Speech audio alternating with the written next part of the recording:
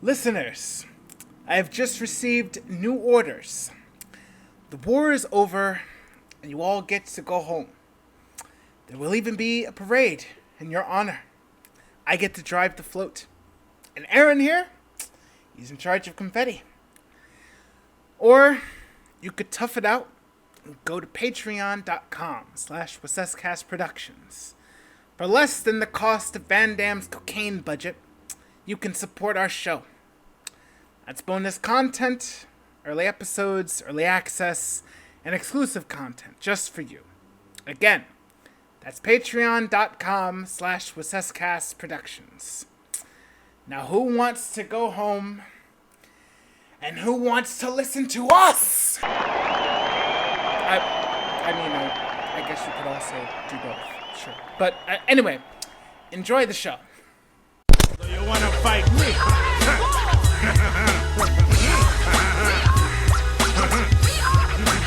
Step into my arena. For you, the day the After Credits cast graced your ears was the most important day of your life. But for us, it is only Tuesday. Welcome to the After Credits cast, the only film podcast to talk about Street Fighter when a new Mortal Kombat movie is out. Don't worry, we'll talk about that too. I am your host, AJ Wassesken. I'm joined, of course, by M. Ryson. Oh, God. I'm sorry. I had to cover my mouth. I almost laughed so hard at the opening reference. It's Tuesday. That's so good. Oh, God. I love you. I love you, man. You're so good. Sometimes I knock it out of the park, and sometimes I'm just like, it's a movie. It's Monarch, whatever. It's Monarch, whatever. The intro song for this week was Street Fighter by Ice Cube. Not Ice-T, just Ice Cube. Hey, Ice Cube is a recognized name in the game. It's fine. It's fine. I know. There's just a lot of people with ice in their name, you know. Not Killer Frost. Not what's the other one? Mr. Freeze. Ice Cube. You know, that one. There are links down below to find our show on other platforms if you so choose. The one you're listening on to right now is perfectly fine. But if it's more convenient, you can always go to Patreon, you can go to YouTube, Apple Podcast, Acast, Google Play, or Google Podcast. I'm using the old list, my mistake. Podcast Addict, Spotify, TuneIn. What's the other one we do?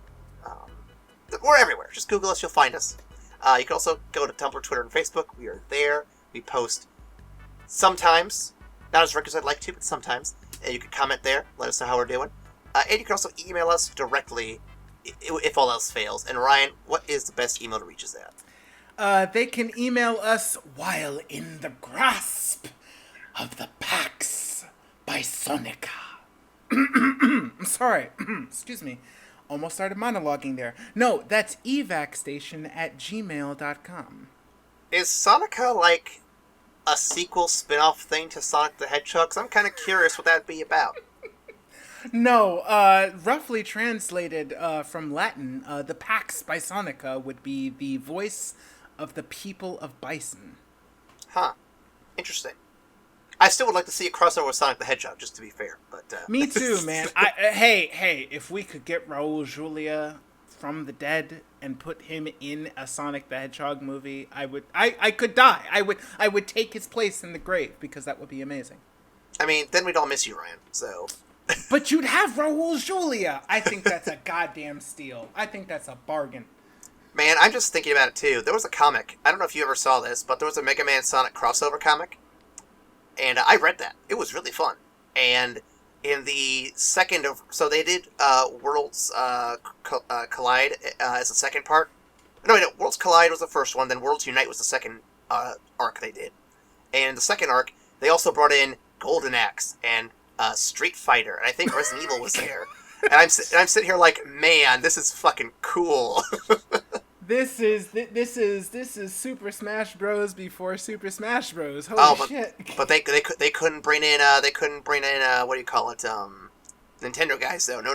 They only had the rights to whatever Archie comics could do, and that was of course. That was Capcom and Sega. So, but hey, that's still a fucking great crossover.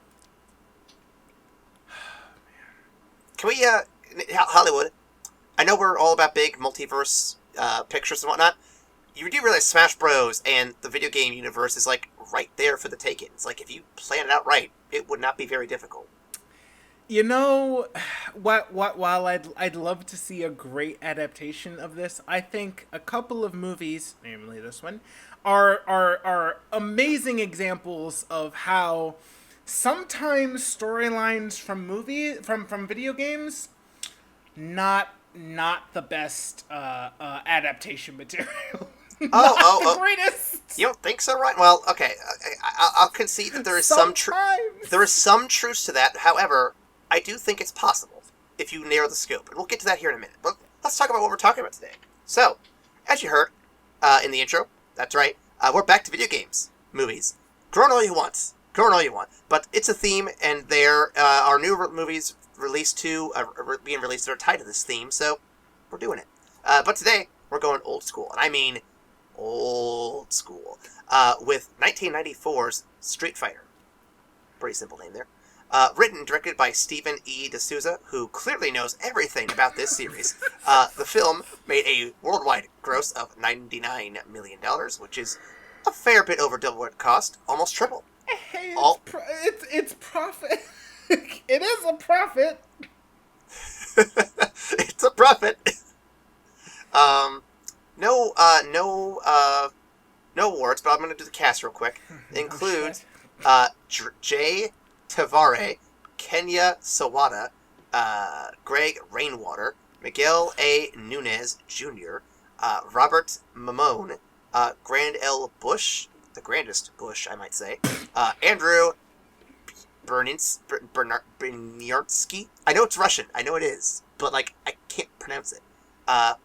Roshan Seth, Byron Mann, Kylie Minogue. Kylie Minogue? Kylie Minogue, okay. 90s pop star Kylie Minogue? Ryan, I did not know 90s pop at all. I was busy with the Turtles, okay?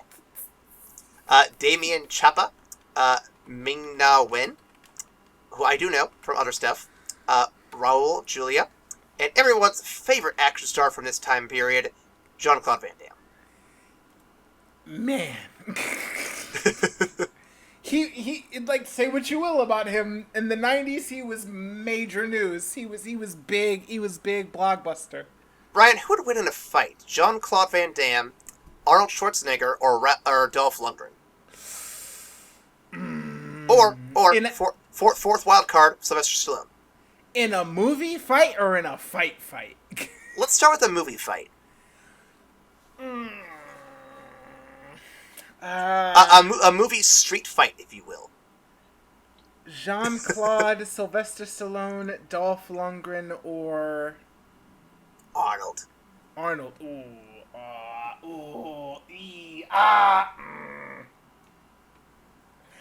I want to say movies,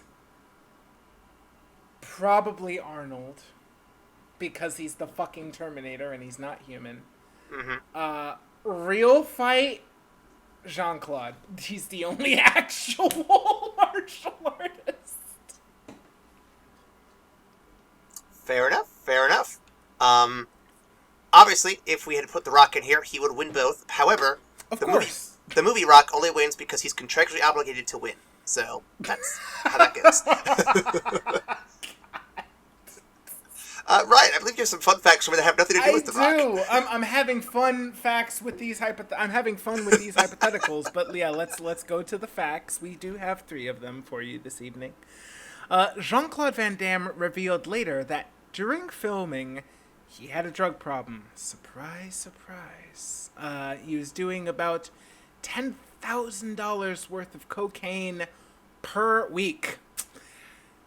Shit, how is he still alive? Also, he had an affair with Kylie Minogue. That's neither here nor there. Director... Jesus Christ. Director Stephen E. D'Souza confirmed in 2018 that Van Damme's cocaine addiction caused constant disruptions during filming. The studio had hired a wrangler to keep an eye on Van Damme, but this person was a bad influence himself. The action star would often call in sick, leave the set, show up late, or not at all, forcing D'Souza to find other scenes to film in order to make up for lost time. Oh my god. You know, I went back to see what she looked like back in the day. She was very pretty. Yeah, I mean, Cammy's a beautiful woman. She's also not a martial artist, which is really irritating for the Cammy fans because Cammy's a terrifying character. But that's also neither here nor there. You know, I hate it when they do action films and they don't cast people who know what they're doing, and it's like, oh, we've got to do 1,000 cuts to make sure this looks good. Oh, wait. Oh, buddy, yeah. You want to talk about the bison fight? No, we'll get there. We'll get there. Oh, I was talking about Iron Fist. No. Okay. Next fun fact. Raul Julia accepted the role of M. Bison because his children were fans of the Street Fighter games, and he wanted to participate in a film that he thought they would enjoy with him. He researched various dictators and crime lords, their lives and personalities, and mimicked many of their traits to incorporate into the M. Bison character. Notably, Benito Mussolini's hand gestures, Joseph Stalin's mannerisms, Pablo Escobar and his elusiveness, and Adolf Hitler's love of art. Julia approached the role with a Shakespearean tone, looking at Bison. I can't fucking finish this without laughing. Stop. Hold on. I'm a professional. Julia also approached the role with a Shakespearean tone, looking at Bison in the same villain as Richard III. I can't laugh for this next part. Okay. He died soon after filming, and the film was dedicated to him as a result. I'm just imagining Bison holding up that skull of, like, Blanca or something. He's like, to be or not to be, or wait, no, what's the fucking line? Crap, I don't remember the line is from Shakespeare. I don't know any of them. Oh, God. I mean, that was Macbeth. You had it. Man. No, excuse me, that was Hamlet. Jesus Christ. Don't come at me in the comments. Or do. It drives up our interaction numbers, please. If Ryan, you wanna... I say we stop over our head on the Shakespeare references, because clearly we were out of school long enough, and I don't know what the fuck we're talking about anymore.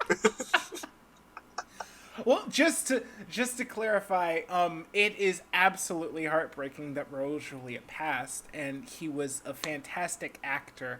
I think my laughter stems from the fact that he put so much effort into this fucking movie. Into this goofy-ass film. Again, I said during the pre-roll, I honestly feel like he is one of the things that takes it over the top from just being bad for me to being enjoyably bad. Because Raul Julia is just a gem whenever you see him on your screen. It's like I said last week in the pre-roll when we talked about Orson Welles and his last role in the Transformers movie, the only good one. It's not what you expect that guy to go out on, but you know, damn, he still delivers. He still brings his A game. Yeah. I mean, just, God. You know what, though? I'm going to be honest here. I wish every actor could go out on a high note like they did for, like, Heath Ledger. I don't want everyone to die in the middle of, like, work, but, like, if you're going to go out with the final film, I hope everyone can have an opportunity to have their final film be, like, Heath Ledger Joker quality. You know what I'm saying? Yeah. And, I mean, we of course are all mortal. Well, speak for yourself. Okay, sorry. Everybody except for Aaron over here is mortal, y'all. I found the secret. But you know, it's always heartbreaking when an amazing talent leaves the world. And I personally know Raul Julia from his work in the Addams Family series. Every time I see him on my screen, it brings a smile to my face. Okay, I have to ask. I have seen Addams Family, but it's been so long. Who did he play in Addams Family again? Bruh, are you kidding? It's been a hot minute. Aaron. Ryan, I'm shocked. I'm sorry. Ryan, I was a wee child, and this is before I really had the concept of actors in my mind. You're okay. We're gonna have to schedule the Addams Family movies into somewhere because this is actually a tragedy. My man plays Gomez Addams. He does. Okay. Actively, he is actually Gomez Addams. Oh my! Now I just want you to like stop recording and watch it right now because he's so good. Okay, we'll revisit this. I still have one more fun fact because I'm getting all off topic here. This is gonna be an episode just like that all day. Yeah, it really is. Last but not least, Ming-Na Wen, Agent Melinda May, Mulan herself, said that she cringed after seeing the finished film for the first time, and told her ER co-star, a guy you might know by the name of George fucking Clooney. That's that Batman guy. That's also that Batman guy, yeah. She told her ER co-star that she feared her career would be over. Clooney casually remarked, "Oh, honey, it takes a lot to kill a career. I should know." He might have been referencing Batman. He might have not. We'll never know. Wen said that she was able to look at the film with fond memories much later, and I absolutely agree with her, because while this is a bad film, it's a fun bad film, and you can tell she was young and she was just having a grand old time with it. So it's like we look on this with indulgence. It was a different time back in the 90s. I'd love to know what a career-killing movie would be. Like, I can't think of one off the top of my head. I'm sure we've seen them, but I can't think of any that strikes me as like, oh, this guy's career's over. This is over for him. Top of my head, Mike Myers and the Love Guru. Yeah. So That here's the thing, though. really did it. Here's the thing, though. He could have recovered it. He'd gone back to like better projects or something, but he just stopped. Cold turkey. Yeah, that's also true. Because, I mean, he was still funny, I think. Not in that movie, but, like, in general, he's a funny person. So it's weird that he just stopped right there. Actually, I'm going to look this up real quick. What the fuck has he been doing?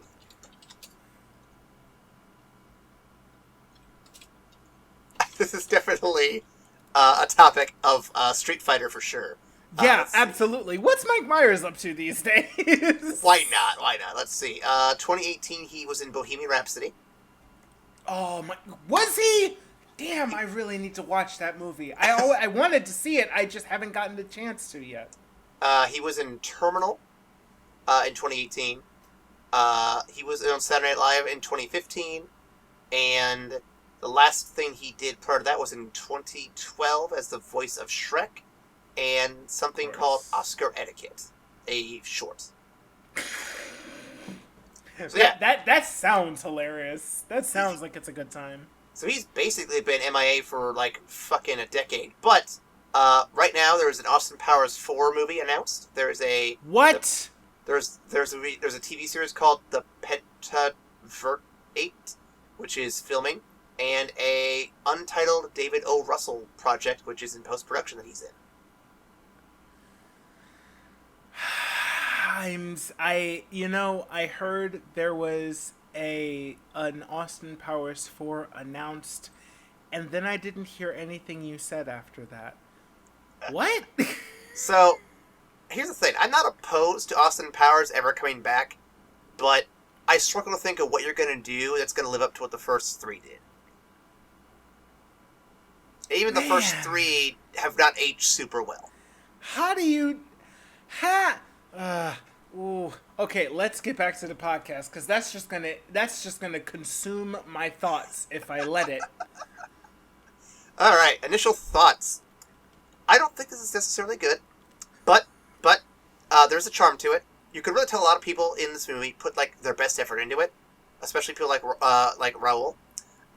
So I just have to wonder, like, where some of the bizarre ideas that this movie dives into really came from, because they're the parts that don't quite work.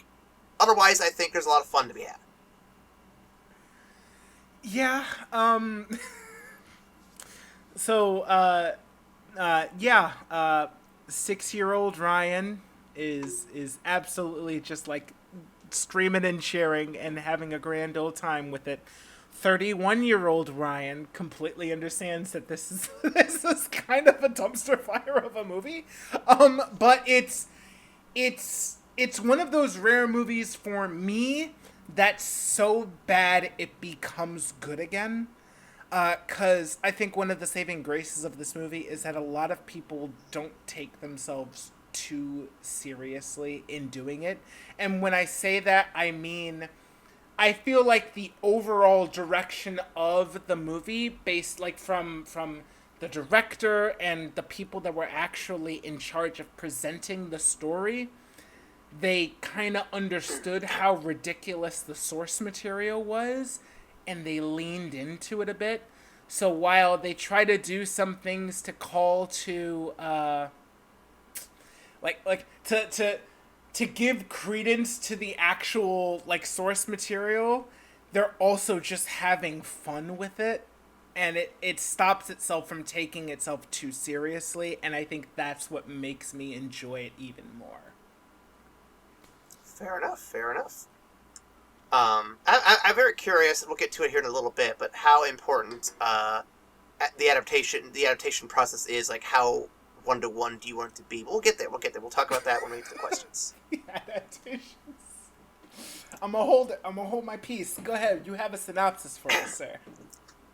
M. Bison has become a drug lord, and Guile is trying to destroy him with all the resources the U.S. military has to offer. Thank you, President Reagan. But Bison will not be so easily defeated and has captured Carlos Blanca to do weapon experiments on him. Oh, God. Meanwhile, American con artists Ryu and Ken... Wait, con artists? I thought they were martial artists. The fuck? Anyway, they attempt to sell one Sagat fake weapons, but everyone is arrested by Guile and used to infiltrate Bison's forces in exchange for freedom that they had prior to him showing up. Weird. Meanwhile, Chun-Li leads a team to bring down Sagat for revenge, but obviously Ryu and Ken have to stop this because their mission needs to succeed, and it can only do so with him. Bison has Ryu and Ken go through their initiation while Chun-Li's team is appropriately punished for their crimes against the state. Luckily, Ryu and Ken don't really give a shit and save Chun-Li's partners very quick. And good thing, because Guile's attacking the base right about now. Fighting happens. Guile rescues Charlie, now Blanca. Guile then approaches Bison for a one-on-one fight. Ryu and Ken fight Sagat and Vega. And Chun-Li is just kind of around. We learn Zangief wasn't getting paid before he joins the heroes. Bison reveals that he's been cheating and using Iron Man technology. Everyone escapes the base just before it explodes. In a post-credit scene, Bison emerges from the rubble in an attempt to redo his quest for world domination again, which will never come to light because no sequel ever took place. God in heaven, what an adaptation. What an adaptation. Man, I thought the war on drugs was pretty serious, but not that serious. That's so fucking good. I applaud you on your reference, sir. Absolutely. So I'll start with the first question. Let's go back to the question I asked earlier first. Ryan, how important is an adaptation to you? Like, how important is the adaptation 1-to-1 for you? So, God. And I'm talking broad strokes, so video games, comic movies, what have you. How important is it that they get the source material as close to accurate as possible? I think, man, this is a tricky question. I think if you're doing an adaptation of a work and you're actually using the name of the work on it to draw people to pay money to see it, it's pretty important to try and get as accurate to the source material as possible. That being said, not every work that's chosen for an adaptation has a workable story to do. No, Ryan, there's a movie called Battleship. Clearly everything's up for grabs. You know, man, some games, there are some games that are built around the mechanics and cool character concepts, and then a connecting story is tacked on at the very end to give players a sense of the story as they're playing through it. Sometimes the story is tertiary or even a fourth part of it. And What? when you choose those works for an adaptation, you get some nonsense. Some nonsense. Here's my counter argument though. I feel like if there's not much of a story to something, that gives you a little bit more wiggle room to work with. So you aren't married to the plot of, say, a Zelda game. You're then instead given the action figures and the setting, and just kind of like, okay, I have a general idea of what this character's personality is. Let's just see what we can do with it. Ah, but see, therein lies the trap, because if you decide to take some creative license with the characters as you understand them, all of the purists that you were hoping to attract to your movie by connecting it to the source material are going to be pissed that you've changed their beloved characters. Well, okay, but counterpoint, though. What about the Mandarin twist in Marvel? That was not part of the comics, and yet that seemed to go over pretty well. Did it? Did it, sir? Are you sure? I mean, we liked it. I mean, we thought it was fun. We surely thought it was funny. Also note that they're making an entire other movie directed at the whole, hey, so we know we were faking this dude, but here's the real version of this character. My bad, guys. Fair. But I mean, Marvel has taken creative liberties with other aspects of their universe, to an extent. So it's not like it's impossible to make changes. That's true. That is true. I mean, ultimately, the idea of an adaptation is that it is an adaptation. It's not a one-for-one translation from source material to screen. You're always going to have some changes, and at least a core understanding of the character in question is crucial to the success of the adaptation. I personally think the adaptation of the Marvel series into the cinematic universe has been largely successful because not only has it appealed to people who have like kind of a cursory understanding of the characters and want to see cool shit on film, but also they have an idea of the soul of the character, and so the characterization, which is powered by great writing and amazing actors, carries through to the screen. So even though it's not one-for-one comic book accurate, the characterization is so close and so well delivered that it applies to both audiences. And I think that's kind of lightning in a bottle. Marvel's really kind of proven to have figured the shit out and have kind of gotten it down to a science. Oh, yeah, so they're constantly putting out really good shit. It's super unfair to compare them to 1994 Street Fighter, because... Yeah. Meanwhile, Dalsim is a fucking scientist, and I'm like, what? I almost foamed at the mouth with how, like, I was doing the Godfather meme, the look how they massacred my boy, when Dalsim would ever show up on the screen, because that's not him. That's absolutely not the character.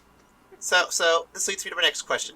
How familiar are you with Street Fighter as a series, Ryan? Okay, so I am not super familiar with it. I enjoy watching competitive fighting game tournaments in terms of like Mortal Kombat, Street Fighter, Killer Instinct, and stuff like that, because it's very interesting to me to watch players that are like at that level of skill go head to head, and it's really, really cool.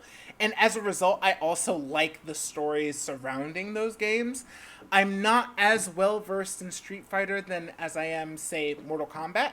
But I do understand a bit of the story. The animated version, which we will cover later on, is definitely a bit closer to the adaptation of the story. This is more of a...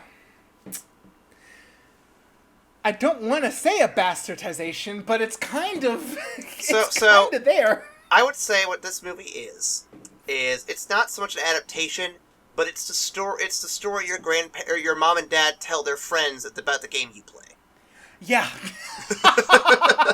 Wow. Oh, that's so good. Yes. Yeah. Yeah. Like, they get the names right. They have a general idea what's going on, but they don't really care. So they just kind of explain it the best they can. They're not quite there, but you love them because they tried. Yeah. Yeah. That's good. That's really good. I am less familiar with Street Fighter. I am aware of the characters. I know the general, allegiances: good guys, bad guys, Shadaloo, M. Bison. I know about the whole M. Bison, Vega, Balrog, and how their names are switched around from one version to the other, etc., etc. But as far as like the in-depth plot, the mechanics, all that stuff, I mean, I know it's a fighting game, obviously. And I think it's one of the first ones to introduce like combos to fighting games, if I remember right. At least series-wise. So I know that much. But as far as actually having played the games, I have not played very many. I think the closest I've been to playing an actual Street Fighter game is probably Marvel vs. Capcom. And I think the mechanics are pretty similar, right? Well, I mean, like I think they used to saying like the same character builds at the very least for the Street Fighter characters, because Yeah.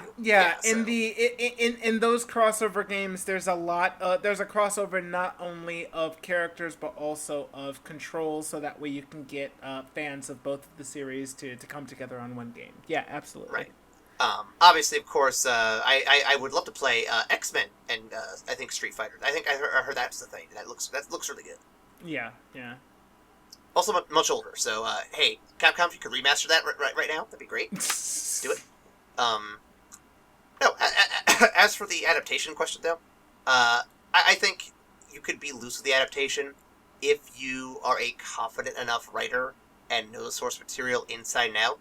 Because if we're going to adapt Spider-Man to the big screen, we want to put up as much as we can, but God forbid, we're not going to do the fucking Clone Saga. No one wants to see the fucking Clone Saga, except for me, because I'm an idiot. But no one in their right mind wants to see the fucking Clone Saga. So, we're going to skip all that shit. Now, there are cool moments in the Clone Saga that certainly you could pull from. But if we're going to adapt Spider-Man properly, you're leaving that shit out the door. Another good example would be the Batman series. The Dark Knight is an adaptation of Long Halloween.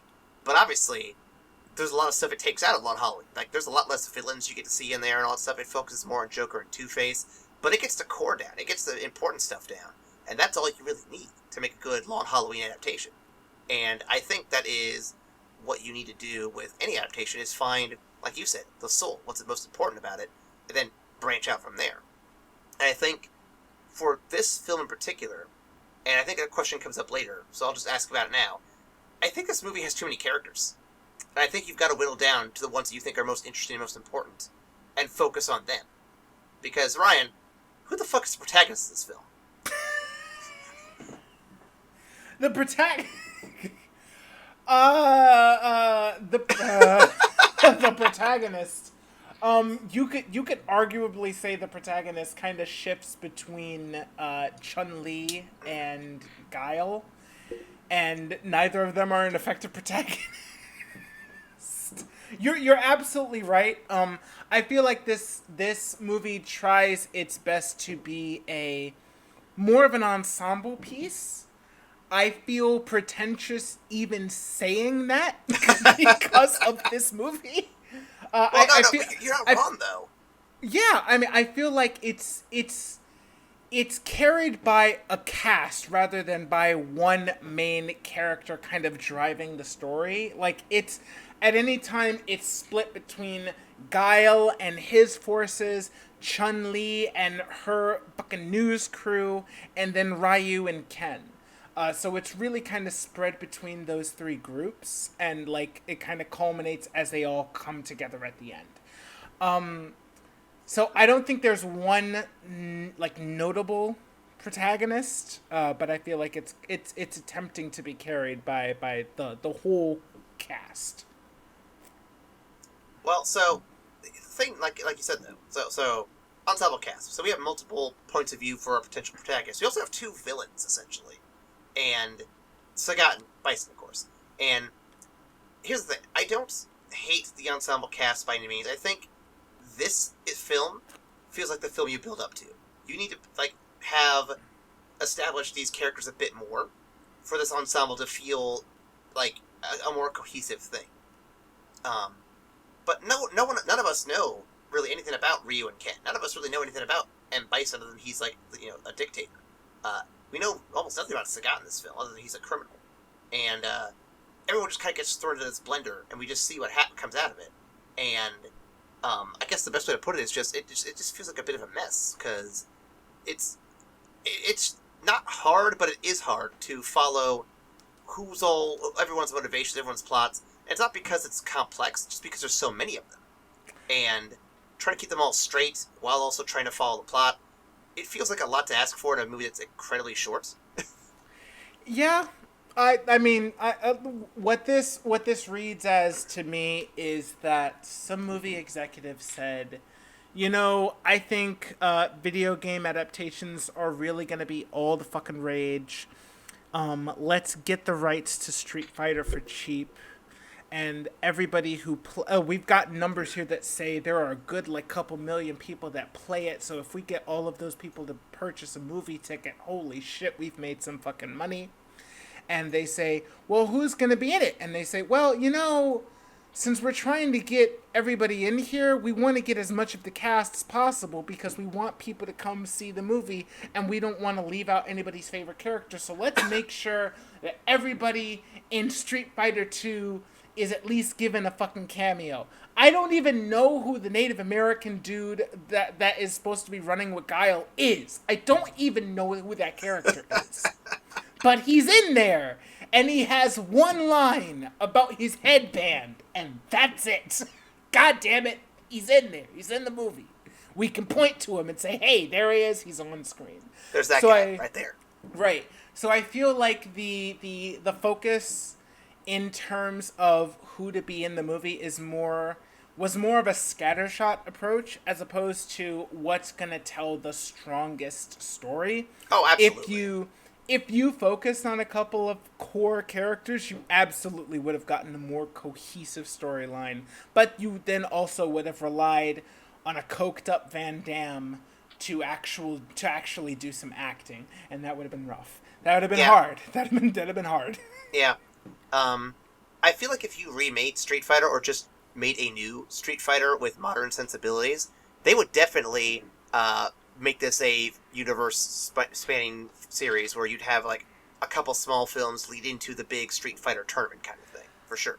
Honestly, I don't know, because I feel like there are other fighting game franchises that the storyline is given more of a focus to. I feel like Street Fighter is one of those where the storyline is kind of the last thing that they think of. Well, no, I mean...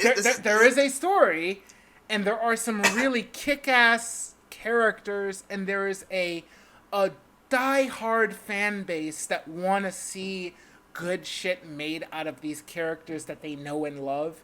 But in terms of story, I mean, all of the tournaments that I watch... Nobody knows the fucking story of Street Fighter. Who are we kidding? Who are we kidding?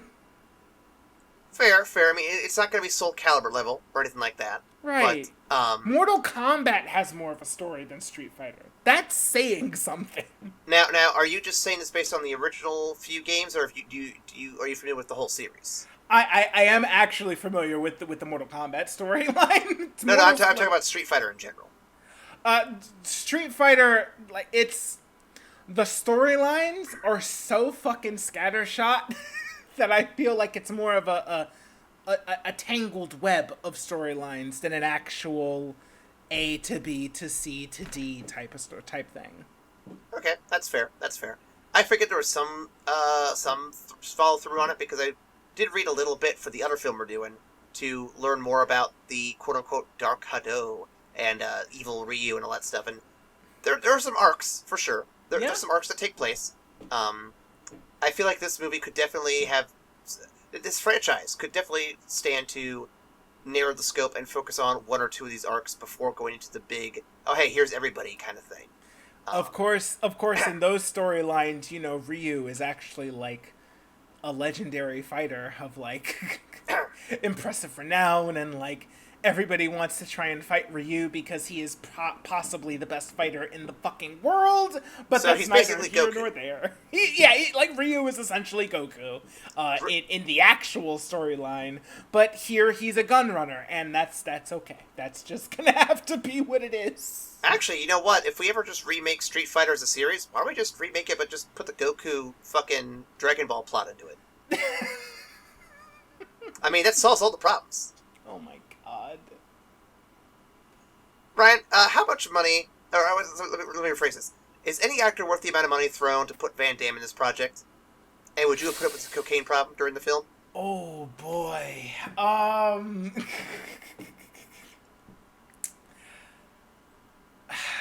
God damn it. Okay, so mid-90s, Van Damme is one of the premier action stars in Hollywood, and he's an actual martial artist.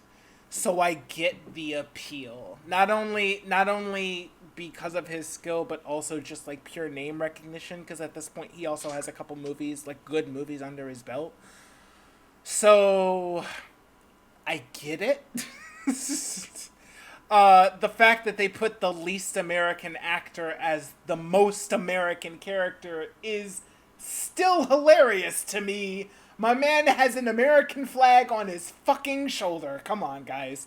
But, yeah, I thought that was very weird. Because, like, Guile is Mr. USA. Aside from Ken, Guile is Mr. USA in the series. He like U.S. Air Force's pilot, Guile, William Guile. Yeah. So, and it's actually canon that he has the American flag tattoos on both of his goddamn shoulders, so that it's like you get the money shot when he uppercuts someone from any angle, is what I'm saying. I regret my terminology there. In any event, You're fine. in any event, I think 1994, just the name recognition and having an actual actor that can do the combat stuff, like, I think it makes sense. Cocaine's a hell of a drug, man. I'm kind of flabbergasted, because I feel like the fact that it's gone on record that he had a drug problem and was snorting 10K worth of coke per week while filming the shit is just not good. But it feels like that's Hollywood in some places. Like, in sometimes that's just Hollywood, and a lot of producers are willing to deal with a lot of shit if they think your name recognition is gonna bring the bank. So I get it. I'm not sure if I applaud it, but I get it. Yeah, I mean, I get the name recognition thing too, but again, I'm looking at it from modern sensibility, because I think when we want to see stuff adapted nowadays, we want less big name actors in there, because we realized since this stuff happened, that what do you call it? Since stuff like this have happened with this George Clooney's Batman, or in the like, the actors either ham it up or they just go in weird directions with it, or they just don't quite fit the mold like we think they're going to. So a lot of times nowadays we're like, oh, we want lesser known actors, or we want someone who's like up and coming. We want someone who's like trying to prove themselves. You know, we like when we talked about Star Wars back in the day, we didn't really want big name actors to fill the void of Luke, Han, and Leia. We wanted to get new, fresh faces in there to build a whole new generation of characters, new generation of actors. I think that's true of any film like this, where we have beloved characters, you have name recognition, and if you have enough confidence in that stuff, that should sell the tickets by themselves, and you should just be able to put in whoever you want there. But that's just me. Yeah, Okay. All right. That's understandable. Yeah, yeah. What is next on my list here? Ryan, would you have wanted to see a sequel to this? Absolutely not. What? No. Oh my god. As much fun as I had with this is absolutely a one-time thing that needed to be happened. I'm so glad that Hollywood kind of knew where to stop. On But Ryan, M. Bison is still alive. Yeah. Yes, but Raul Julia isn't, and that makes me not want to do this. It is interesting to think of how many video game movies like this or Mario had that sneaky little, oh, we're going to be back for more, and they never did. You know, like, I kind of respect the effort to just leave the potential for there to be a follow-up. Like, I get it. Like, it's just, like, not closing the door on it and trying to, like, drum up some buzz or some hype for more of what you've just served them. But yeah, no, much like Super Mario Bros, this absolutely does not need a sequel. This is perfectly fine the way it is. Let us leave it to posterity. I think that covers the majority of what I got. Some things we didn't really explicitly ask, but they kind of tied into what we've already done. Is there anything I missed, Ryan, or anything that you want to bring up that is worth bringing up?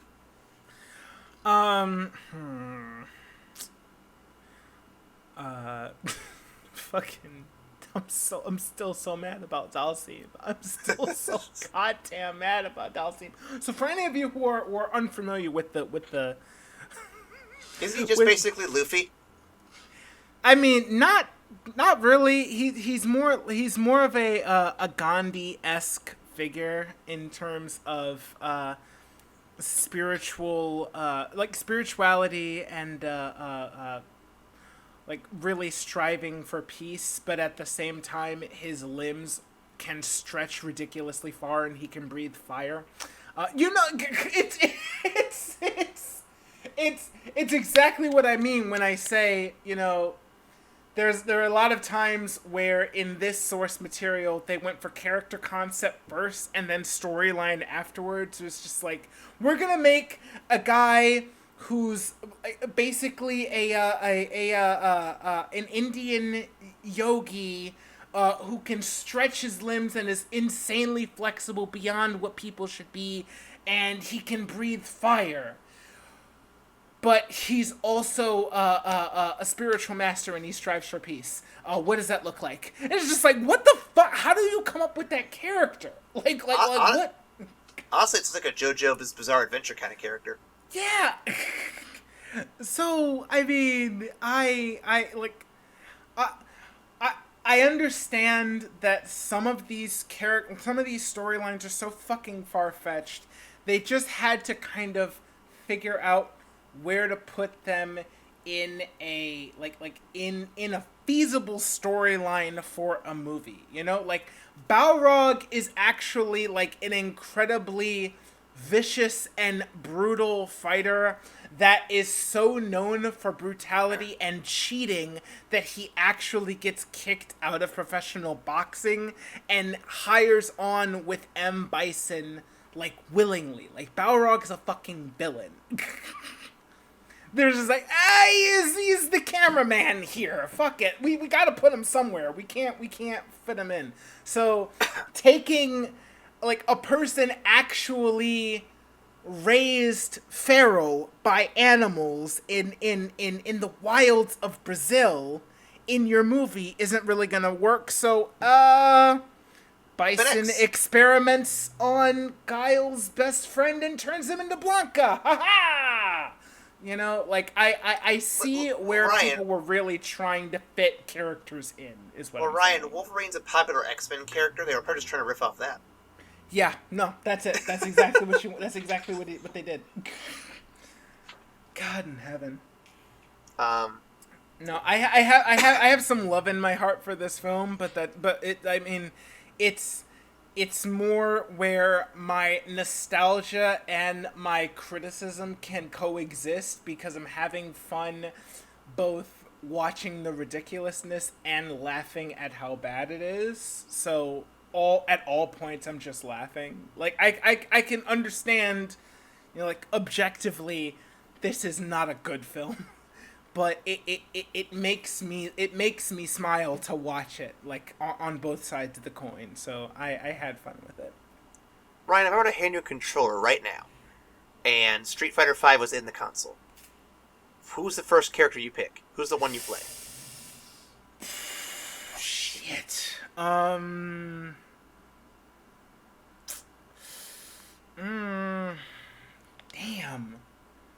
That's a hell of a question. I think, gun to my head, Vega. I'm gonna say Vega. God damn it. I just really like the concept, man.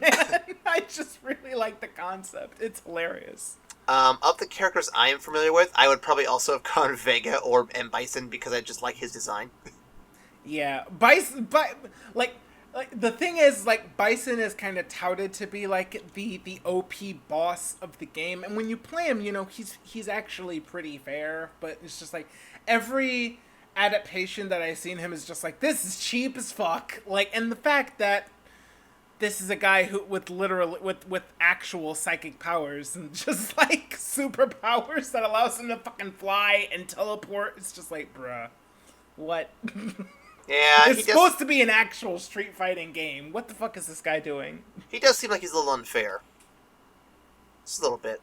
I imagine he's really fun to see in matches against Dr. Doom in the Versus game, though. Oh, man. Yeah, I gotta see that. That'd be hilarious. So that is all for today's episode, or at least the discussion portion. If you want to email us directly or leave comments down below as to who your favorite characters are, what movies we should cover, why we're wrong about opinions on things, and we certainly could be. We're not, though. We're the best.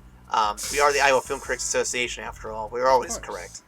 Ryan, where can they email us at? They can email us at Game Over!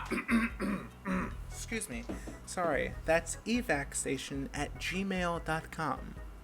That is also a movie, actually. It was on my list. So this is the part of the episode where we rank the movie from Platinum to Trash, all the codes in between. Ryan, where do you rank 1994 Street Fighter? Man. Damn it. Oh my god. If it's purely nostalgia talking, I want to give it a bronze. I feel objectively it's a stone. Because it's objectively a bad movie. But if you can put aside your criticisms and laugh at where it fucks up and laugh with it, because like ultimately the movie in and of itself kind of laughs at itself. I mean, you have Bison playing Minesweeper with Guile as he's racing across a river from an actual Capcom arcade stick in the movie. Like his big floating platform of megalomania is a fucking Capcom fighter arcade board, guys. This movie's not taking itself seriously at all. So if you can run with the jokes that it's making at its own expense, I think you will have a grand old time with it. So I will give it a loving nostalgia bronze for me. I'll be a cold, harsh critic, because I have no nostalgia. I have no nostalgia in my bones whatsoever. That's fair. I will give it a stone. It wasn't offensive. It wasn't horrible. It just, like I said, was not the most engaging. I think there's some really interesting ideas here, and certainly, in the right hands, a Street Fighter movie could be very good. I just don't think these are the right hands for it. Yeah. That is all for today's episode. So tune in next week when we do another movie that is loosely related to video games. What it is, I don't know. The schedule has changed, and many things are up in the air. But do stay tuned because Street Fighter Alpha is somewhere around the corner very soon. Until then, we will see you after the credits. Bye.